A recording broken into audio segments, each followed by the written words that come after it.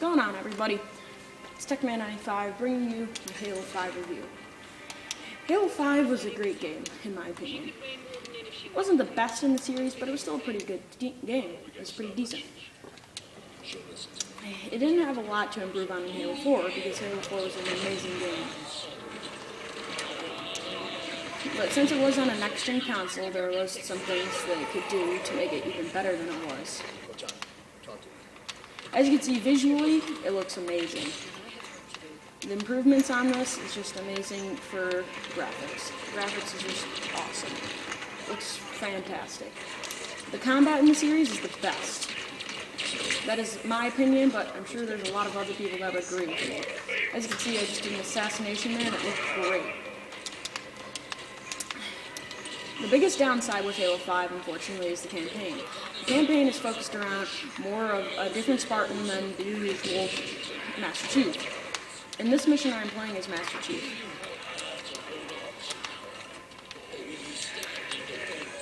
Three of the missions you play are as the Master Chief, and the other 12 are as Spartan Locke.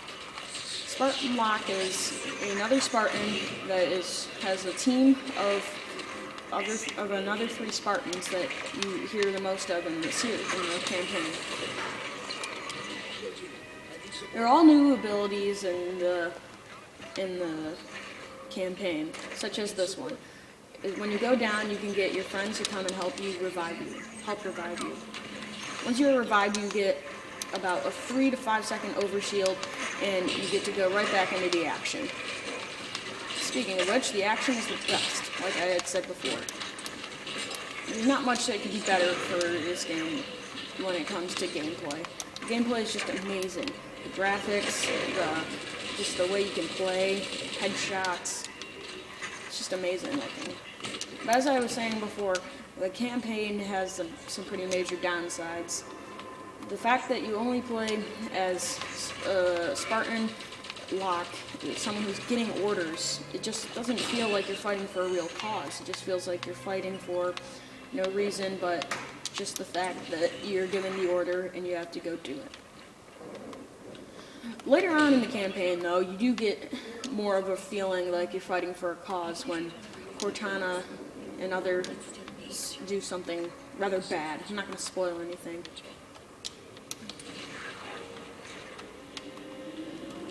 The multiplayer in this game is also great. This is my favorite, but there are some downsides with the multiplayer as well. All the maps are very enclosed and are not actually spread out. They're very enclosed. They're open, but they're enclosed. They're small maps that are open. So you can easily get sniped, or you can snipe someone else. But for people that like to go into the combat and fight one-on-one, hand-to-hand combat, that type of thing, you are very limited.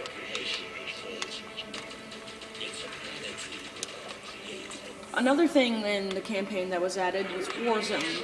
Warzone is more evened out. You are not in enclosed maps. These maps are bigger and they're much nicer for people who like to go in and go hand-to-hand combat.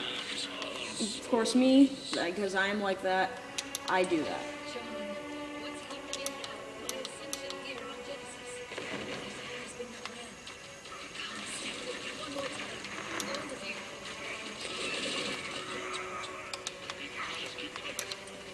I'm just showing you some gameplay as I go along with this review, just to give you an idea. I'm sorry I keep pausing, I'm just trying to think of what would be the best thing to say.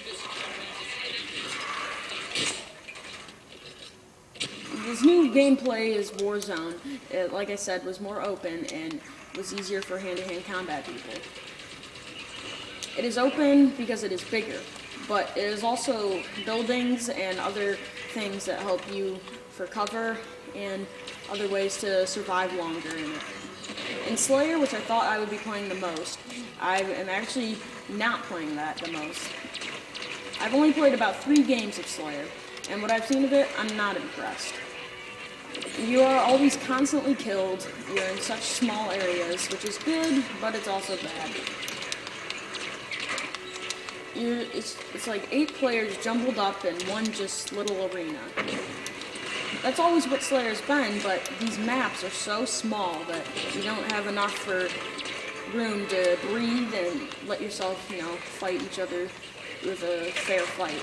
If someone has a better gun than you can just throw a little bit, like a battle rifle versus a light rifle. Well, not that comparison, that was a horrible comparison. Assault rifle versus battle rifle, and you're face-to-face, that assault rifle is always going to win. Other people would probably disagree with me, but it isn't true. It is true that assault rifle will win, because it's just in such a small area. If someone has a rapid-fire gun on you, you're dead in seconds. Now, if you both have assault rifles, then it can get pretty interesting. It all comes down to just a smidgen of health in the end.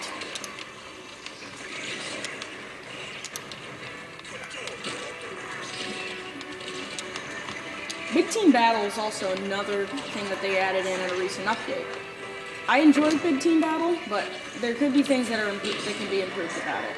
It's still very laggy for some reason, in my opinion, but I don't know if that's just me, because whenever I play it, it just seems to be laggy, and there just seems to be bug problems. It's fine if you can get into a good kind of match going, but most of the time you're just going to be dealing with bugs and problems. This is very frustrating because I actually really enjoy Big Team Battle.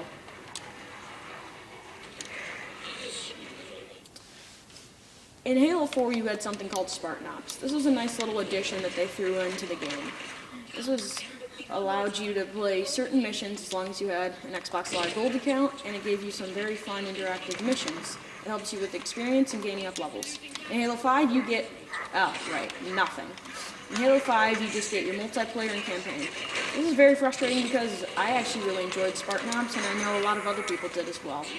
I guess the majority vote was not to have Spartan Ops in Halo 5. Though, this is still a new game, and it could be coming soon. But I wouldn't put my money on it.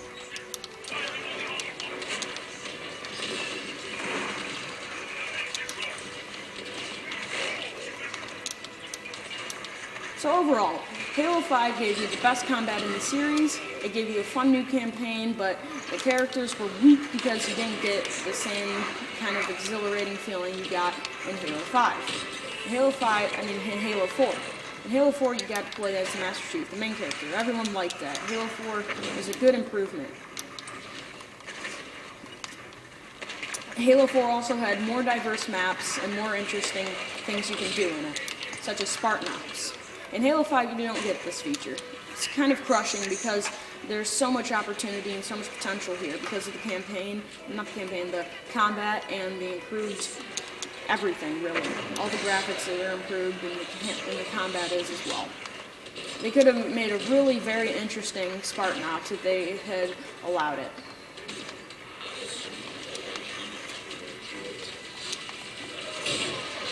Things are so much tougher to fight in the campaign now, and that is also really good.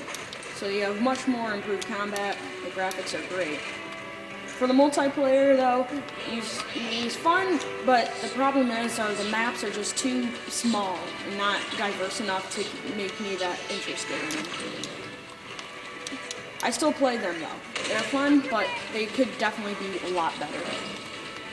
Halo 5 is an okay game, but there could have been a lot more improvements, and they can still add things now to make it even better. If they do add things later on, then I will definitely do another review. But for right now, it just feels like it's stuck as just a basic game that could have so much more to it. So right now, I'm just giving it an 8.5. Hope you enjoyed this review, and I hope you think my reasons were reasonable, because, it was great, but there were definitely downfalls.